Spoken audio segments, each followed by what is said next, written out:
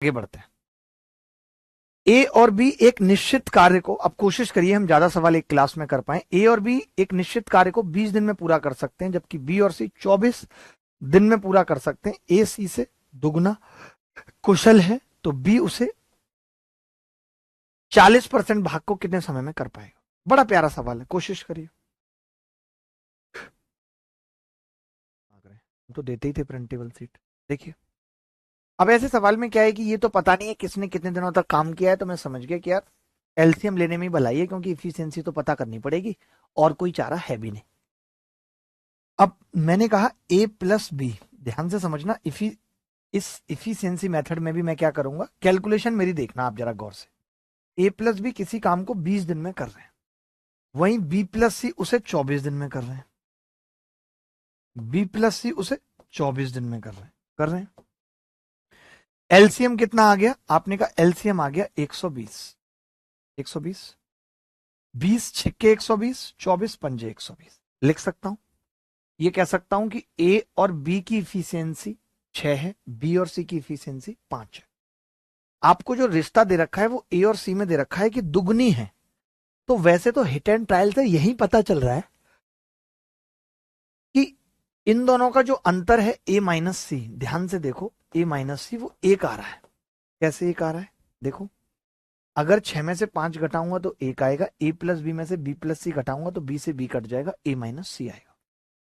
मैंने कहा अगर ये दुगनी है तो ये 2 है और ये 1 है, क्योंकि 2 माइनस एक ही 1 आएगा। आप ये चीज वहां लिखते नहीं, यहीं पे कर सकते थे। कई बच्चे इस चीज को कैसे करते हैं, उसकी इफिशियंसी 2 है, ए माइनस सी मान लिया, के 2 के मान लिया, ये सब नहीं, कुछ नहीं करना है। आप यहीं से देख सकते थे कि इन दोनों का अंतर 1 है और इन दोनों का अंतर बी तो है नहीं, ए और सी का ही है। और अगर कोई चीज दुगनी है तो अंतर 1 ही होगा, तो हम यहीं से कह सकते थे डायरेक्ट कि भैया सी की इफिशियंसी 1 होगी और ए की इफिशियंसी 2 होगी, तो फिर बी की इफिशियंसी 4 होगी। 4 होगी बी की। अब बी को अकेले 48%, 40% काम को खत्म करना है, यानी 120 का 40% काम खत्म करना है। 120 का 40% 48, और बी की इफिशियंसी कितनी है, तो आप कहेंगे 4 है, तो ये इस काम को कितने दिनों में खत्म कर लेंगे, 12 दिनों में। यही उत्तर है, यही उत्तर है।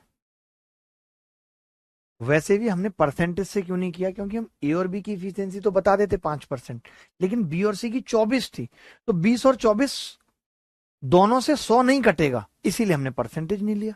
तो अब आपको धीरे धीरे लॉजिक समझ आ रहा होगा कि कहां परसेंटेज लेने से फायदा होगा और कहां नहीं होगा। अगर वहीं पे 25 होता तो मैं ले लेता, अगर ये 20 होता और वो 25 होता तो मैं कहता ए और बी की इफिशियंसी कितनी है, 5%, बी और सी की इफिशियंसी कितनी है, 4%।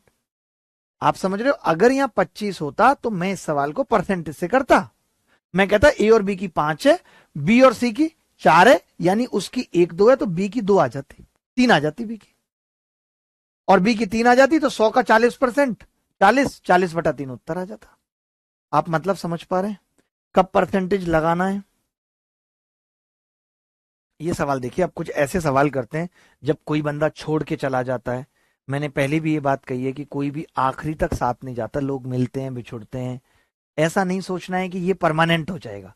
कुछ परमानेंट नहीं है इस संसार में ऋचा जी, कुछ भी परमानेंट नहीं है। Nothing is permanent in this world, सब टेम्परेरी है। यकीन मानिए आप मेरी बात का। आप खुद ही सोचिए, कभी आप कितनी खुश होती हैं, कभी परेशान, तो क्या वो परेशानी परमानेंट थी, क्या वो खुशी परमानेंट थी, नहीं।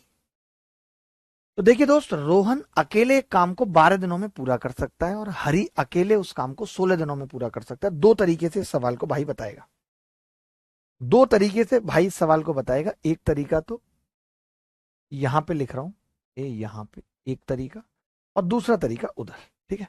चलो, रोहन अकेले किसी काम को 12 दिनों में करता है, रोहन 12 दिनों में करता है, वहीं सोहन, हरि उस काम को 16 दिनों में करता है। 12 और 16 का एलसीएम कितना होगा, 48।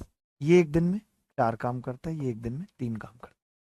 आपने कहा दोनों ने मिलकर 3 दिन तक काम किया, दोनों ने मिलकर 3 दिन तक काम किया, रोहन और हरि ने 3 दिन तक काम किया है, तो आप बोलेंगे जी 3 दिन में इन दोनों ने 4 और 3 7 दिया, 21 काम कर दिया।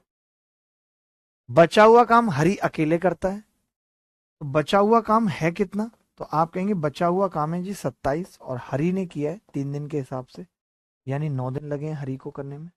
कितने दिन लगे हैं? 9 दिन लगे हैं हरि को करने में। तो देखिए 9 दिन तो यहाँ पे मित्र, और 3 दिन यहाँ पे। टोटल टाइम की बात करूं तो टोटल टाइम कितना लगा है? 12 दिन। ये तो एक जर्नल तरीका था कि आप इस सवाल को ऐसे करते और 12 दिन उत्तर आ जाता। ठीक है, ठीक है, क्लियर है बात? लेकिन मैं ये कह रहा था, अगर ऐसा सवाल कभी आता है तो इतना लफड़ा पालने की जरूरत है नहीं, आप एक लाइन में कर सकते थे। कैसे? दोनों ने 3 दिन तक किया, तो रोहन ने 3 दिन में कितना काम किया है? आपने कहा रोहन ने 3 दिन में किया है 3/12, यानी 1/4 काम किया है रोहन ने।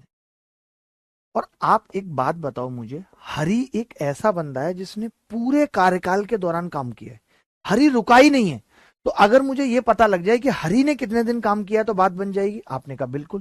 तो हरि के लिए काम बचा था 3/4, और ये पूरे काम को कितने दिनों में करता था? 16 दिनों में। तो 3/4 काम को कितने दिनों में करेगा?